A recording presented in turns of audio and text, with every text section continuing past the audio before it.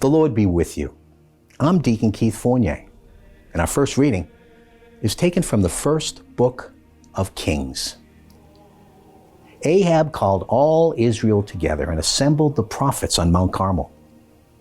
Elijah stepped out in front of all the people. "How long," he said, "do you mean to hobble first on one leg and then on the other? If Yahweh is God, follow him. If Baal, follow him."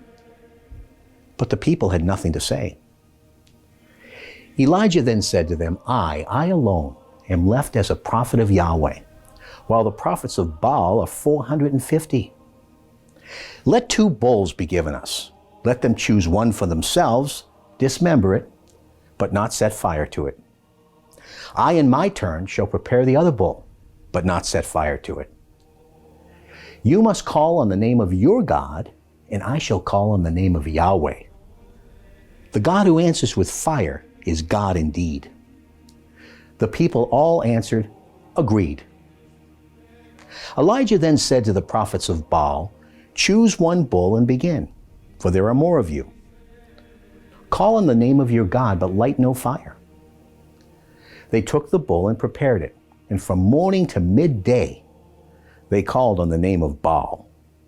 "O Baal, answer us," they cried.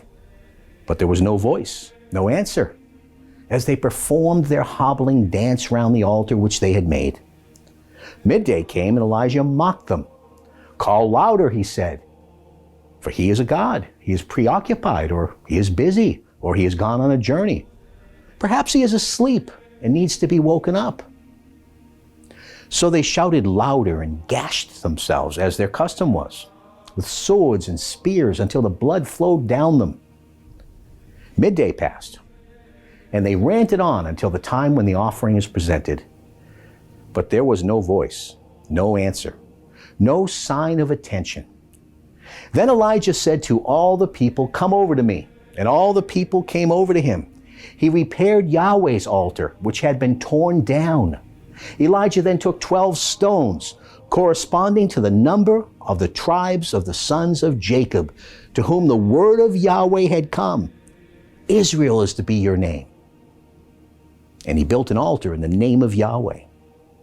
Round the altar he dug a trench of a size to hold 2 measures of seed. He then arranged the wood, dismembered the bull, and laid it on the wood. Then he said, "Fill 4 jars with water and pour it on the burnt offering and on the wood." They did this. He said, "Do it a second time." They did it a second time. He said, "Do it a third time." They did it a third time. The water flowed round the altar until even the trench itself was full of water. At the time when the offering is presented, Elijah the prophet stepped forward. "Yahweh, God of Abraham, Isaac, and Israel," he said, "let them know today that you are the God in Israel, and that I am your servant, and I have done all these things at your command. Answer me, Yahweh, answer me, so that this people may know that you, Yahweh, are God, and are winning back their hearts." Then Yahweh's fire fell and consumed the burnt offering and the wood, and licked up the water in the trench. When all the people saw this, they fell on their faces. "Yahweh is God," they cried. "Yahweh is God." And our response is taken from Psalm 16. "Protect me, O God, in you is my refuge. To Yahweh I say, you are my Lord. My happiness is in none. People flock to their teeming idols. Never shall I pour libations to them. Never take their names on my lips. My birthright, my cup is Yahweh. You, Lord, you alone hold my lot secure. I keep Yahweh before me always, for with him at my right hand, nothing can shake me.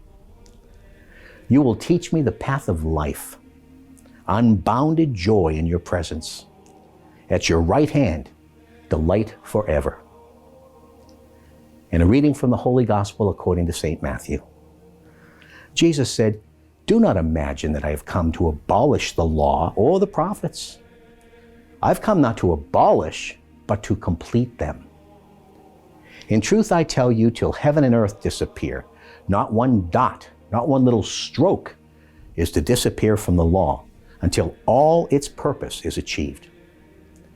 Therefore, anyone who infringes even one of the least of these commandments and teaches others to do the same will be considered the least in the kingdom of heaven.